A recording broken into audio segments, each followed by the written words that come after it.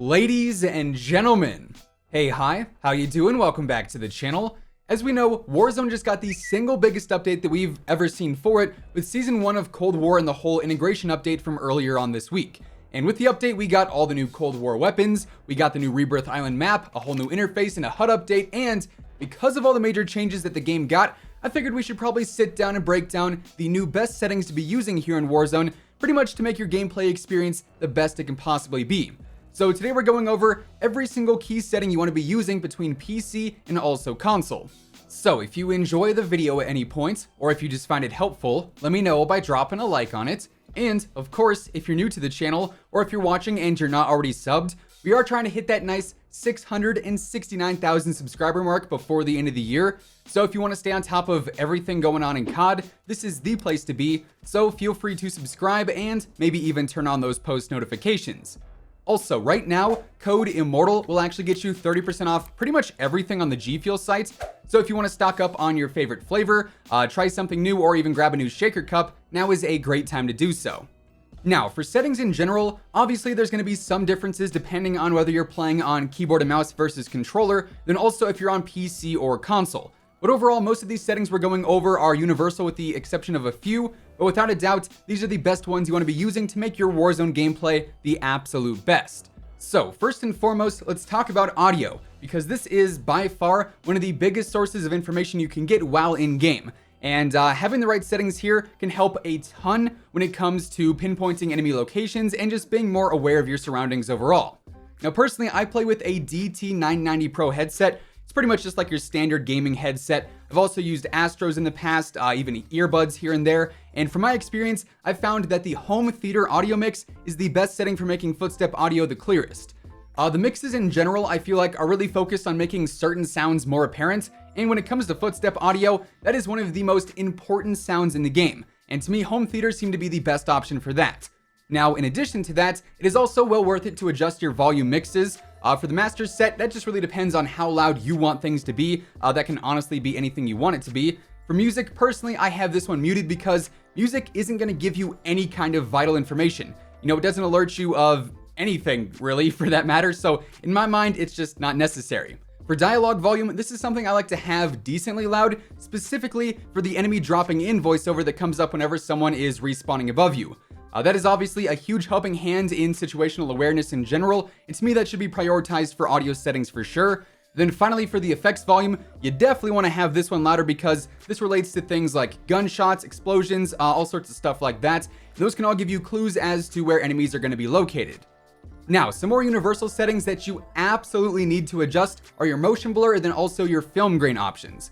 To me, I'm never going to use these in a game like Call of Duty where I obviously want the most visibility and also the most clarity whenever I'm playing.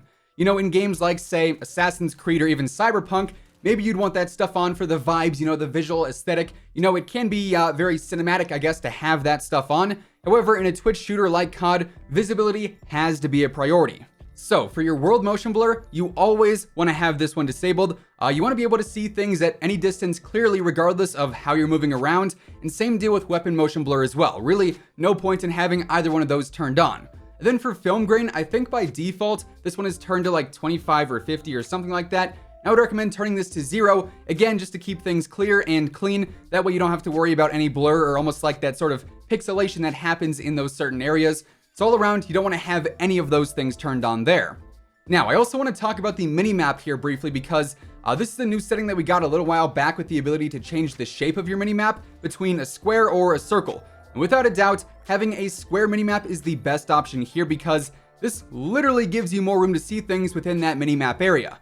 The square minimap shows you a larger area within it, so you can see enemies on the radar at further ranges. If you have something like a UAV or an advanced UAV up, same deal with unsilenced shots.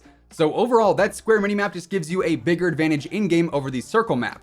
Then also a little side note here, having it turned on with rotation enabled is usually the best bet there as well, just because that's easier for callouts and just directions all around. Then moving on, there's also a few controller settings I want to bring up. Of course, if you are a controller player, you can use these on PC or console. And initially here for your button layout, this is always something I end up changing because the other options outside of standard allow for more, I guess, potential advantages. For instance, tactical works the best for me because I do use a scuff controller, code WHosImmortal by the way. But this also works great for a normal controller too if you like to drop shot more, or if you just want to use your sticks for sliding and crouching instead of meleeing. Meleeing. Is that the right word? Sure, we're gonna go with it. But yeah, tactical is definitely my recommendation there. Aim response curve type is another setting that I see an absolute ton of people always asking about. And of the 3 options that we've got here between standard, linear, and dynamic, every single day of the week, I'm going to recommend linear because it's just straight up the most consistent feeling option we have.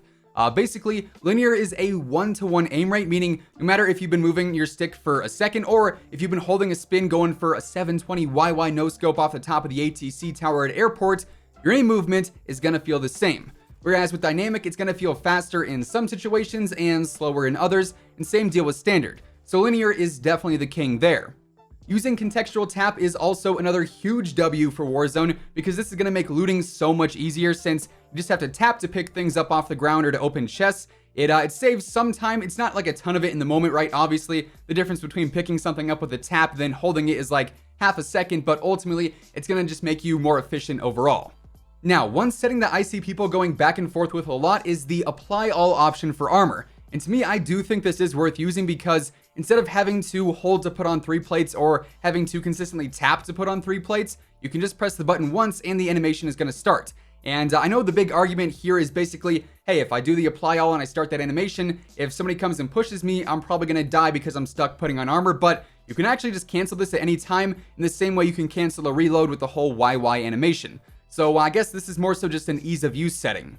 Then the final controller setting I would recommend is the tap to slide option. That way you can just slide cancel easier since you don't have to hold your stick or your button to start that slide animation.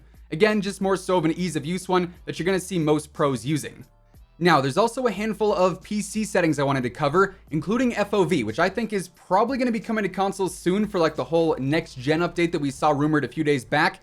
But to me, anything between 100 and 115 is that sweet spot. Personally, I run 111 because I think the triple ones and the way they looks good. But after you play on an increased FOV like 110, 111, whatever it may be, it's definitely not something you can go back from. It is a huge, absolutely huge game changer. PC players can also turn on the NVIDIA low latency mode, which reduces latency in certain scenarios. So if your PC can handle this one, turning that on can be pretty beneficial. Also, I know a lot of you are probably wondering what you should do for certain graphic settings. And honestly, just straight up, there is no best option here because this is entirely dependent on your PC setup. I can't stress that enough. You can see what I use on the screen right now if you want to pause and take a look at that stuff, but do keep in mind I use an i9-9900K and then also a 2080 Ti on my gaming PC, so that's all dependent on, my specs there. But I would recommend looking at your NVIDIA recommended settings if you have a graphics card that has that available, or just testing on your own to see what gives you the best performance since these are individually different. Sensitivity is also, I guess, what you could call a preference-based setting that you definitely want to mess with. Some people though like a really high sensitivity, others like a lower one. Personally, I'm kind of a medium guy, I guess. I'm like a 9.8 or an 8.7 for horizontal and vertical. That to me makes it like the most consistent across a variety of ranges.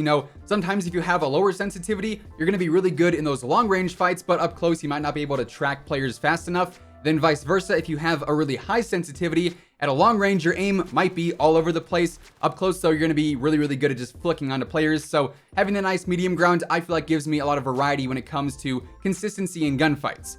And then finally, one setting that I believe is only currently available on the Xbox Series X, but soon should also be available on the PS5, is the option to turn on the 120 Hz or 120 FPS mode if you have an applicable monitor, because that is another absolutely huge upgrade from the standard console's 60 FPS. Basically, when you can double that frame rate, things are going to be way smoother, and obviously that is a much better experience. So yeah, there you have it. Those are the best settings to be using here in Warzone right now, and that is going to wrap things up for today. If you enjoyed the video, or if you just found it helpful, let me know by hitting that like button. And of course, if you're new here and you want to stay up to date with pretty much everything going on in COD, from news to intel to updates to tips, you name it, you're going to find it all right here on the channel. So feel free to subscribe and maybe even turn on those post notifications. As I mentioned in the intro, right now Code Immortal is actually 30% off on G Fuel, so if you want to grab a new tub, a shaker cup, a starter pack, anything like that, right now is a great time to do so. But once again, thanks so much for tuning in, and until next time, take it easy, have an awesome rest of your day, and I'll catch you guys later. Peace out.